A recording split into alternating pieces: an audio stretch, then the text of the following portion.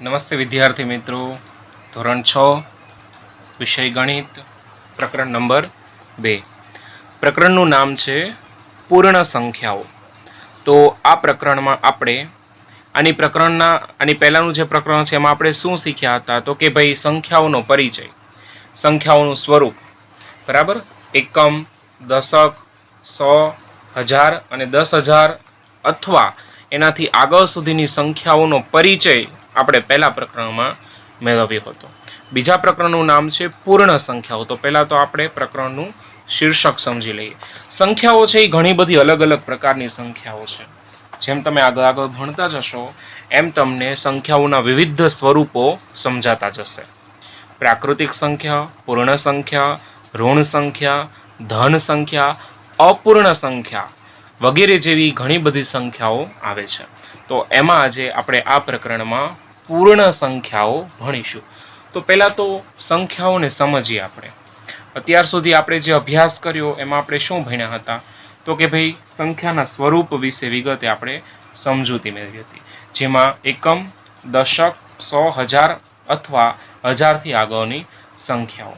તો પૂર્ણ સંખ્યામાં આપણે સંખ્યાઓના પ્રકારો સમજીશું. અહીં મારે સામાન્ય સમજૂતીમાં તમને હું વાત કરું તો સંખ્યાઓ આપણે જનરલી શું માનતા હોય છે કે સંખ્યાની શરૂઆત છે એ ક્યાંથી થાય છે? તો કે આપણે એવું કહીએ છીએ કે સંખ્યા છે એ 1થી શરૂ થાય છે. 1 પછી તો કે 2, 2 પછી તો કે 3, 3 પછી તો કે 4, 4 પછી તો કે 5, 5 પછી 6, 6 પછી 9, 9 પછી 10. આમ આપણે આ સંખ્યાઓને આગળ વધારતા જઈએ છીએ. પણ ખરેખર એ સંખ્યાની શરૂઆત 1થી થતી નથી. આ સંખ્યાની શરૂઆત ક્યાંથી થાય છે? તો કે 0થી. 0, 0 પછી 1, 1 પછી 2, 2 પછી 3, 3 પછી 4, 4 પછી 5, 5 પછી 6, 6 પછી 9, 9 પછી 10. 10 આ સંખ્યાઓ પૂર્ણ થાય છે. ક્યારે પૂર્ણ થાય છે? તો કે જ્યારે 0 લાગે છે ત્યારે. એટલે કહેવાનો અર્થ કે 0 વગર કોઈ પણ સંખ્યા છે કેવી બની જાય છે? અધૂરી બની જાય છે. સંખ્યા ક્યારે પૂર્ણ થઈ ગણાય? જ્યાં સુધી 0નું અસ્તિત્વ નથી ત્યાં સુધી સંખ્યાઓ પૂર્ણ નથી, બરાબર. અને એવું કહી શકાય કે 0 વગર ગણિતની કલ્પના પણ થઈ શકે નહીં. એટલે કહેવાનો અર્થ ગણિત ક્યારે પૂર્ણ બને છે, સંખ્યાઓ ક્યારે પૂર્ણ બને છે? કે જ્યારે એમની પાસે 0 આવે છે ત્યારે. 0 વગર ગણિત છે એ કેવું છે? અધૂરું છે. માટે એવું કહી શકાય કે પૂર્ણ સંખ્યા જે છે, પૂર્ણ સંખ્યાની શરૂઆત જે છે એ ક્યાંથી થાય છે? 0થી થાય છે, બરાબર. તો તમને એવું કે નાનામાં નાની પૂર્ણ સંખ્યા કઈ? પૂર્ણ સંખ્યા તો કઈ આવશે? 0. મોટામાં મોટી પૂર્ણ સંખ્યા, એવું કે તમને મોટામાં મોટી પૂર્ણ સંખ્યા, તો તમે શું લખશો જવાબમાં? 1 લખશો, 5 લખશો, 9 લખશો, 10 લખશો? નહીં. શું લેવા? 10 લખો તો 10થી સંખ્યા તો આગળ વધે છે. 11 આવે છે, 11 પછી 12, 13, 15, 20, 40, 60, 80, 90, 100, 100માં 100 નાખો, 200, 200માં 200 નાખો, 400. કહેવાનો અર્થ સંખ્યાઓ છે કેવી થતી જાય છે? આગળ વધતી જાય છે, બરાબર. માટે મોટામાં મોટી કોઈ સંખ્યા આપણને મળે નહીં. માટે આપણે ત્યાં અનંત એવો શબ્દ વાપરીએ છીએ. અનંતનો અર્થ એવો થાય છે કે જેનો કોઈ અંત જ નથી. ગણિતમાં સંખ્યાઓનો કોઈ અંત છે નહીં, બરાબર. માટે આપણે અનંત એવો શબ્દ, મોટામાં મોટી સંખ્યા તો કે અનંત સંખ્યા, મતલબ કે કઈ સંખ્યા મળે નહીં. આ જે વાત કરી કેની વાત કરી? પૂર્ણ સંખ્યાની વાત કરી. હવે આપણે આવે છે પ્રાકૃતિક સંખ્યા. પ્રાકૃતિક સંખ્યા કઈ? જે મેં અને તમે ઉપજાવેલી સંખ્યાઓ છે એવી સંખ્યાઓ. કઈ કઈ? તો કે ભાઈ પ્રાકૃતિક સંખ્યા જે આપણે 1થી માનીએ છીએ, 1 પછી 2, 2 પછી 3, 3 પછી 4, 4 પછી 5, 5 પછી 6, 6 પછી બધી જ સંખ્યાઓ. આ કેવી સંખ્યાઓ છે? પ્રાકૃતિક સંખ્યાઓ છે, બરાબર. તો પ્રાકૃતિક સંખ્યાની શરૂઆત ક્યાંથી થાય છે? તો કે પ્રાકૃતિક સંખ્યાની શરૂઆત જે છે, પ્રાકૃતિક સંખ્યાની શરૂઆત ક્યાંથી થાય છે? 1થી થાય છે. ક્યાંથી થાય છે? બરાબર. અહીં તમે જુઓ પૂર્ણ સંખ્યાની શરૂઆત શૂન્યથી થતી હતી, જ્યારે પ્રાકૃતિક સંખ્યાની શરૂઆત એકથી થાય છે. માટે એવું કહી શકાય, નાનામાં નાની પૂર્ણ સંખ્યા શૂન્ય છે અને નાનામાં નાની પ્રાકૃતિક સંખ્યા કઈ છે? એક છે. હવે અહીં એવો પ્રશ્ન થાય, મોટામાં મોટી પ્રાકૃતિક સંખ્યા કઈ? મોટામાં મોટી પ્રાકૃતિક સંખ્યા, તો જવાબ આવશે અનંત, અથવા મળે નહીં. કારણ કે પછીની જે બધી જ પૂર્ણ સંખ્યાઓ છે એ પ્રાકૃતિક સંખ્યામાં, બરાબર, દરેક પ્રાકૃતિક સંખ્યા છે ને પૂર્ણ છે, પણ પૂર્ણ સંખ્યા છે એ પ્રાકૃતિક નથી, એવું પણ કહી શકાય. ખાસ સમજો કઈ રીતે? કારણ કે શૂન્ય છે એ માત્ર પૂર્ણ સંખ્યામાં આવે છે, પ્રાકૃતિક સંખ્યામાં શૂન્ય આવતો નથી, બરાબર. પરંતુ પછીની બધી જ પ્રાકૃતિક સંખ્યાઓ છે, 1 છે, 2 છે, 3 છે, 4 છે, 5 છે, 6 અથવા 6 થી બધી આગળની સંખ્યાઓ પૂર્ણ સંખ્યાની અંદર આવી જાય છે. એટલે એવું કહી શકાય કે દરેક પ્રાકૃતિક સંખ્યા એ પૂર્ણ સંખ્યા બને છે, બરાબર, પણ પૂર્ણ સંખ્યા જે છે એ પ્રાકૃતિક ક્યારે બનતી નથી. શું લેવા? તો કે શૂન્ય છે એ ક્યારે પ્રાકૃતિક સંખ્યામાં આવતો નથી. હવે આપણે આગળ જોઈએ સંખ્યા રેખા. ધોરણ 5માં કદાચ તમે શીખી ગયા હશો, ના શીખ્યા હોય તો સમજી લઈએ. જે રેખા ઉપર સંખ્યાઓનું નિરૂપણ કરવામાં આવે છે તેને સંખ્યા રેખા કહેવામાં આવે છે. ધોરણ 7માં તમે આ વિગતે પ્રકરણ સમજશો, એટલે હું તમને એની વ્યાખ્યા સમજાવવામાં સમય બગાડતો નથી, બરાબર. અહીં આપણે શરૂઆત કરીએ સામાન્ય રીતે તો કે 0 લઈએ. 0 થી આગળ જઈએ તો કેટલા આવે? તો કે 1. 1 થી આગળ તો કે 2. 2 થી આગળ 3. 3 થી આગળ 4. 4 થી આગળ 5. 5 થી આગળ 6. મતલબ કે તમે જોઈ શકો છો, જેમ જેમ આગળ વધીએ છીએ એમ સંખ્યાઓ કેવી થતી જાય છે? તો કે વધતી જાય છે. સંખ્યાઓ કેવી થાય છે? વધે છે. સંખ્યા ઘટતી નથી. આનો મતલબ એમ, જો તમે જમણી તરફ જાઓ છો તો સંખ્યા કેવી થાય છે? વધે છે. અને જો તમે ડાબી તરફ જાઓ છો તો સંખ્યા કેવી થાય છે? ઘટે છે. જોઈ લઈએ.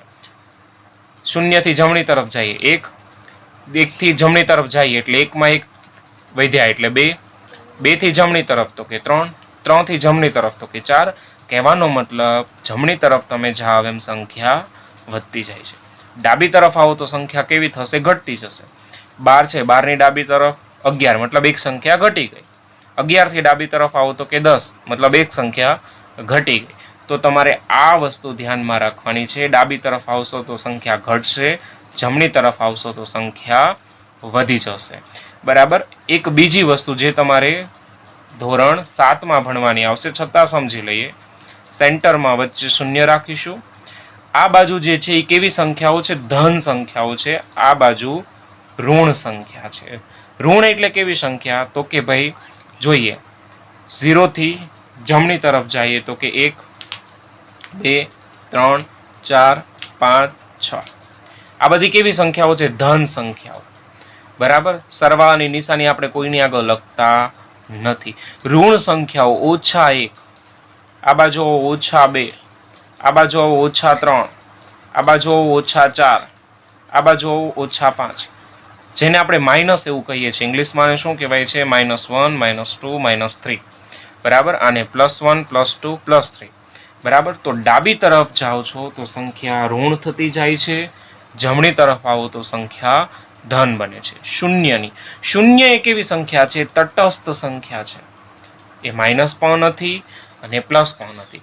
એટલે આપણે આ પ્રકરણની શરૂઆત કરતા મુખ્ય 3 વસ્તુઓ શીખી. પહેલું છે પૂર્ણ સંખ્યા. પૂર્ણ સંખ્યાની શરૂઆત શૂન્યથી થશે. પછીની છે પ્રાકૃતિક સંખ્યા. પ્રાકૃતિક સંખ્યાની શરૂઆત 1 થી થશે. મોટામાં મોટી પૂર્ણ અને પ્રાકૃતિક સંખ્યા મળતી નથી. પછી આગળ જોઈએ તો કે સંખ્યા રેખા.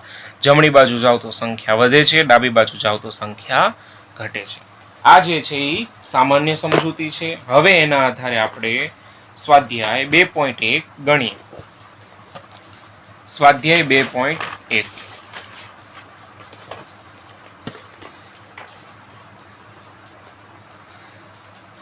તમને રકમ બતાવેલી છે. સ્વાધ્યાય 2.1. હવે તમે જુઓ, અહીં હું રકમ લખતો નથી, સીધા જવાબ મૂકું છું ને સમજાવું છું. અહીં તમે જુઓ, 10,999 પછી તરત આવતી 3 પ્રાકૃતિક સંખ્યા લખો. તો જો માનો કે તમને ખબર નથી તો શું કરીશું? 10,999 એની પછીની 3 પ્રાકૃતિક સંખ્યાઓ કીધી. કેટલી? તો કે 3. એટલે કે 1, આ 2 અને આ 3. આપણે ખાલી જગ્યા લખીએ. હવે શું કરશું? તમને નથી આવડતું, પછીની 3 કીધી છે તેમાં એક એક ઉમેરતા જઈએ, જે મળે એ જવાબ. +1, 9 ને 1 10, વધી પડી 1, 9 ને 1 10, વધી પડી 1, 9 ને 1 10, વધી પડી 1 અને 1. તો પછીની સંખ્યા કઈ મળશે? તો કે ભાઈ 11,000. પહેલી સંખ્યા મળી ગઈ. આપણને 3 કીધી છે, હજી બીજી અને ત્રીજી બાકી છે. તો શું કરશું? +1 પાછા કરીશું. 1 0 0 1 1. તો એ પણ આપણને જવાબ મળી ગયો. હજી આપણને ત્રીજી સંખ્યા જોવે છે, માટે ફરીથી પ્લસ ઉમેરીશું. 1 ને 1 2 0 0 1 1. તો 11,002. તો તમે જોઈ શકો છો આપણી રકમ હતી 10,999 પછી તરત આવતી 3 પ્રાકૃતિક સંખ્યાઓ. તો 1 2 અને 3 સંખ્યાઓ આપણને મળી ગઈ. હવે આપણે જોઈએ રકમ નંબર 2.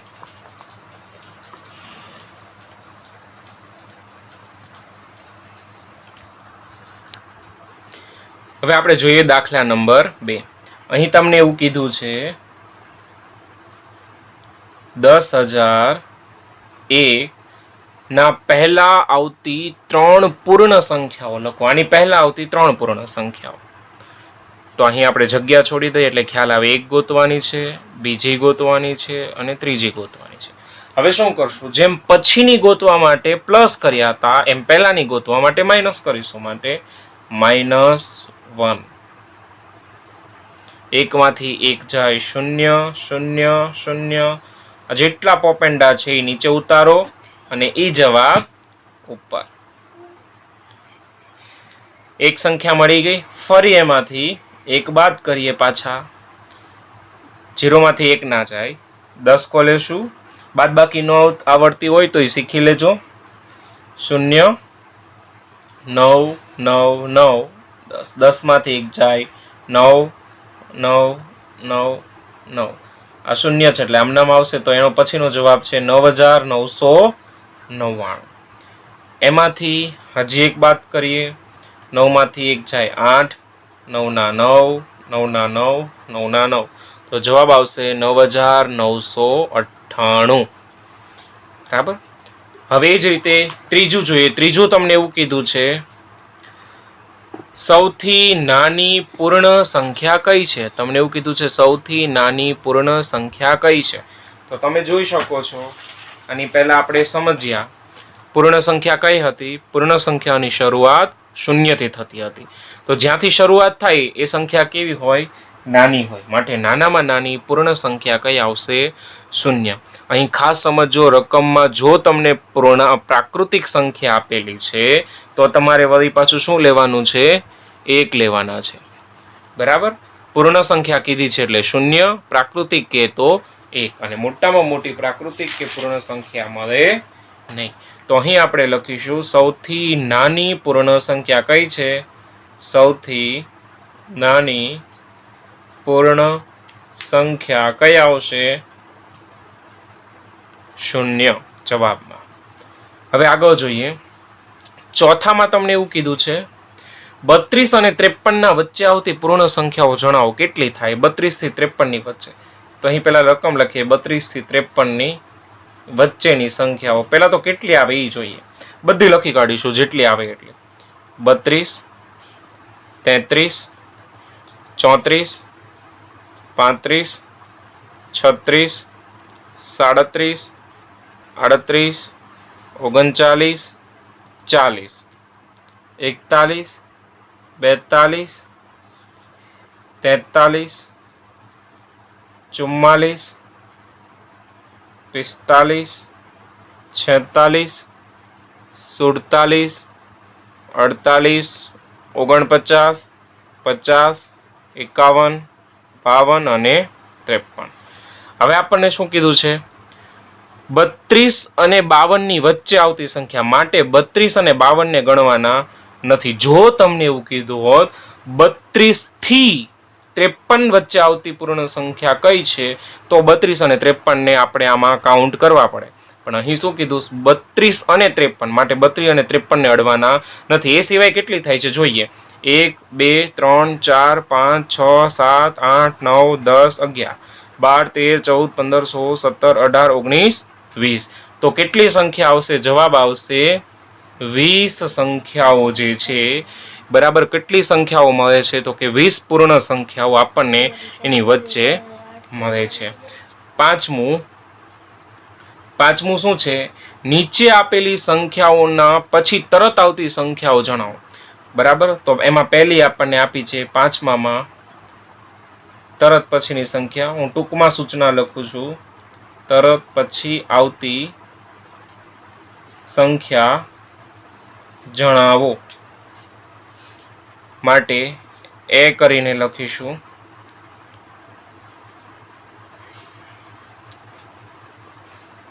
અહીં મેં રકમ લખી પહેલી.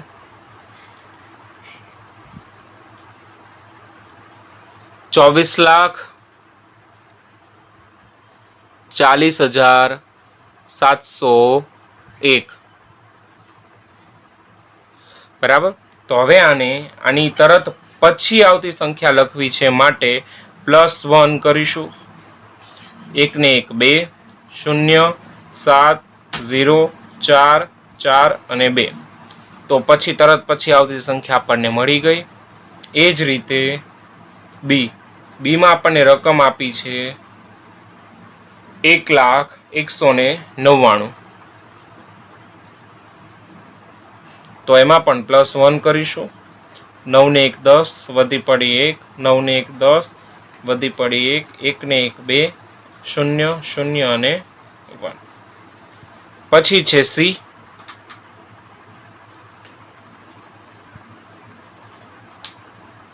₹10,99,999. તો +1 કરીશું. 9 ને 1 10, વધી પડી 1, 9 ને 1 10, વધી પડી 1, 9 ને 1 10, વધી પડી 1, 9 ને 1 10, વધી પડી 1, 9 ને 1 10, 1 ઇવન આમ નામ. અને અહીંયા 11 લાખ તમારો જવાબ આવશે. અને પછીનું છે ડી. તમે જાતે કરો તો વધારે સારું, એક દાખલો, પણ છતાંય તે તમને હું એ દાખલો ગણાવી દઉં છું. 23,45,670. +1 કરીએ એટલે પછીની સંખ્યા મળી જાય. છેલ્લે પોપેન્ડું છે એટલે 1 ના 1 આમ નામ આવશે.